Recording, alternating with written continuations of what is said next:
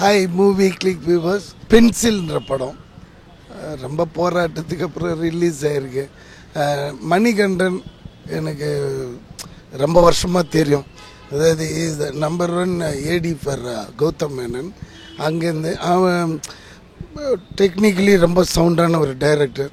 ஒரு படம் எடுக்கிறேன்னா சரின்ட்டு அந்த ஃப்ரெண்ட்ஷிப்புக்காக வந்து நடித்து கொடுத்து.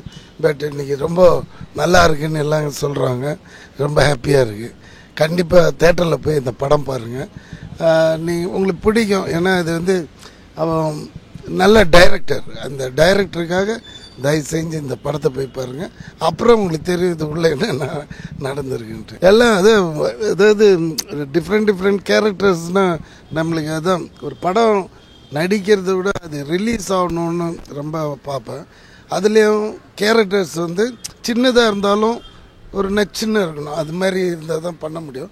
இதில் வந்து பியூர்லி மணிகண்டன் டைரக்டருக்காக நான் இந்த படம் நடிச்சிருக்கேன். தயவு செஞ்சு தேட்டரில் வந்து பாருங்கள். Okay, by by.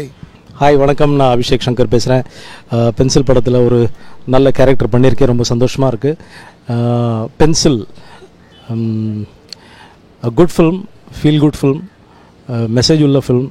And GV Prakash, Sridivya, அறிமுகமான இன்னொன்று ஹீரோ ஷாரிக், இவங்களோட நடித்ததில் ரொம்ப ரொம்ப சந்தோஷம். நிறைய பெரிய ஆர்டிஸ்ட்லாம் இருக்காங்க படத்தில். விடிவி சார் இருக்கார், உருவஷி மேடம் இருக்காங்க. இந்த படத்தை பற்றி ரொம்ப சுருக்கமாக சொல்லணுன்னாக்க, சம்மர் ஹாலிடேஸில் டிப்பிக்கலாக எந்த விதமான ஒரு ஆபாசமும் இல்லாமல் க்ளீனான ஃபேமிலியோடு பார்க்கக்கூடிய ஒரு படம். Thank you director Mani Nagaraj and thank you DOP Gopinath அவர்கள். Thank you so much.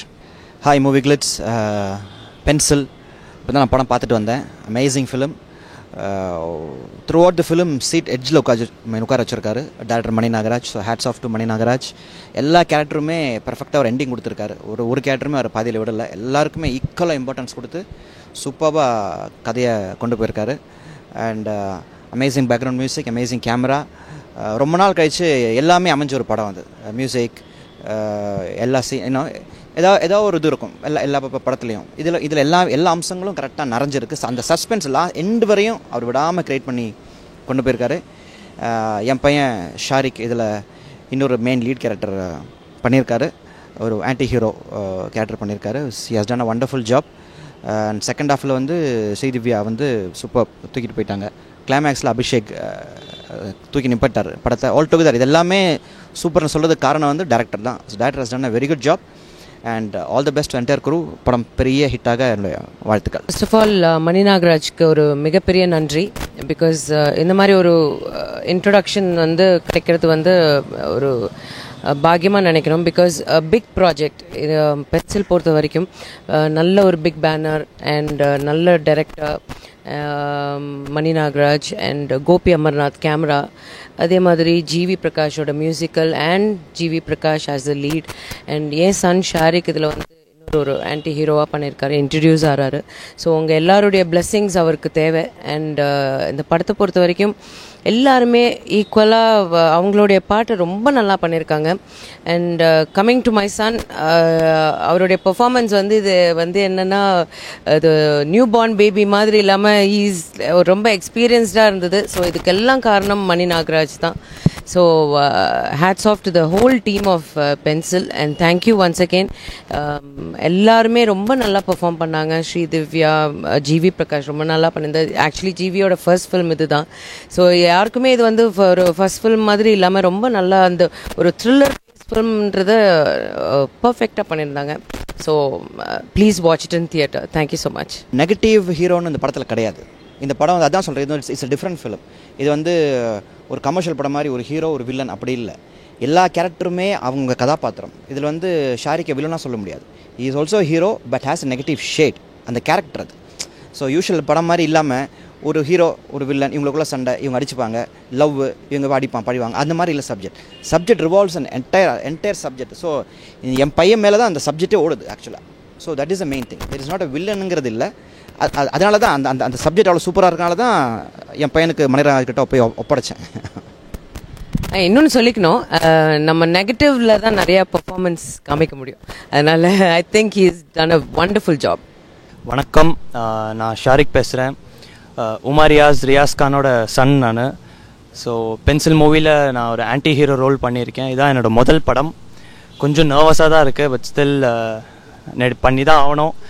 என்னோடய பேரண்ட்ஸ் உமார் ரியாஸ் அண்ட் ரியாஸ் கான் அவங்க இல்லைன்னா சத்தியமாக என்னால் அவ்வளோவா கோப்பப் பண்ணியிருக்க முடியாது. ஒரு சீனு ஒரு ஷாட்டு அவங்க என்னை ரொம்ப சப்போர்ட் பண்ணாங்க மூவி ஃபுல்லாக. And VTV Ganesh sir, Urvashi madam, Mani Nagaraj sir director of course ரொம்ப ரொம்ப ஹெல்ப்ஃபுல். எல்லாருமே ரொம்ப ஹெல்ப்ஃபுல்லாக இருந்தாங்க. அண்ட் அவங்க இல்லைன்னா என்னால் இந்த படம் ப்ராப்பராக பண்ணியிருக்க முடியாது, நடிச்சிருக்கவும் முடியாது. So thanks to them and the whole team. Hi, என் பேர் மணி நாகராஜ், பென்சில் படத்தோட டைரக்டர். இது என்னோட முதல் படம் தான். ஆனால் அந்த முதல் படத்தில் எனக்கு நிறைய அனுபவம் கிடச்சிருக்கு. So I'm happy with that. Pencil அப்படின்னு சொன்னாலே அது வந்து எல்லாருக்கும் புரியும், அது எல்லாருக்கும் தெரியும் அப்படிங்கிற ஒரு கன்சர்னில் தான் அந்த டைட்டில் வச்சுருக்கோம். இட்ஸ் அ மெட்டஃபரிக்கல் டைட்டில் தான். இந்த படத்துக்கும் அந்த பென்சிலுக்கும் பெரிய சம்மந்தம்லாம் கிடையாது. ஸ்கூல் சப்ஜெக்ட் பண்ணலான்னு முடிவு பண்ணுறப்போ எந்த மாதிரி டைட்டில் வைக்கலாம்னு யோசிக்கிறப்போ இதை நோட் புக்காக வைக்கலாம், பேஜாக வைக்கலாம், காம்பஸாக வைக்கலாம், ஜாமெட்ரி பாக்ஸ் அப்படி இப்படி நிறைய சஜஸ்ட் பண்ணாங்க என்னோட அசிஸ்டன்ஸ்லாம். பட் எண்ட் ஆஃப் த டே வந்து அது எல்லாமே நாங்கள் ஒரு பென்சில் வச்சு தான் எழுதிட்டு இருந்தோம். ஸோ ஏன் இதே வைக்கக்கூடாது? ஒரு சின்ன ஒரு படிக்காதவன் கூட பென்சிலுங்கிற வார்த்தை ரொம்ப கிளியராக தெரியும். இவன் வந்து இட்ஸ் இங்கிலீஷ் வேர்ட். அப்போ சொல்கிறாங்க இங்கிலீஷ் டைட்டில் வச்சா உங்களுக்கு இது கிடைக்காது அது கிடைக்காதுனாங்க. பட் டைட்டில் வந்து எல்லாரும் ரீச் ஆகணும் தான் என்னோட நோக்கம். இது அதுங்கிறது அப்புறம் பார்த்துக்கலாம்னு சொல்லிட்டு தான் பென்சில்னு டைட்டில் வச்சோம். ஸோ அப்படி தான் பென்சிலுங்கிற டைட்டில் ஃபார்ம் ஆச்சு. அந்த பென்சிலோட கதைன்னு கேட்டிங்கன்னா இது ஒரு ஸ்கூல் கேம்பஸ் ஸ்கூல் நடக்கிற ஒரு த்ரில்லர். அந்த த்ரில்லருங்கிறது ஒரு குறிப்பிட்ட நேரத்துக்குள்ளே நடந்து முடிகிறத ஒரு விஷயம் தான் இந்த படம். இதை வந்து ஏன் பண்ணணும் அப்படி ஏன் நீங்கள்லாம் பார்க்கணும்னு கேட்டிங்கன்னா இதில் வந்து ஒரு சோஷியல் மெசேஜ் இருக்குது. இன்றைக்கி இருக்கிற எஜுகேஷனல் சிஸ்டமில் நிறைய பணம் கொடுத்தா நல்ல கல்வி கிடைக்குமா அப்படிங்கிறது ஒரு பெரிய கேள்விக்குறி தான். அந்த கேள்விக்குரிய தூண்டி விட்டுருக்கோம் அவளையே. அந்த கேள்வியை நாங்கள் கேட்கல, அந்த கேள்வி தூண்டி விட்டுருக்கோம். ஸோ இட்ஸ் அன் அவேர்னஸ் ஃபிலிம்னு கூட சொல்லலாம். ஒரு பெரிய விஷயம் சொல்கிறதுக்கு ஒரு பேக்ட்ராப் தேவைப்படுது. இதை ஒரு மெசேஜை சொன்னேன்னா இதுக்கு இவ்வளோ பெரிய கதை தேவையில்லை.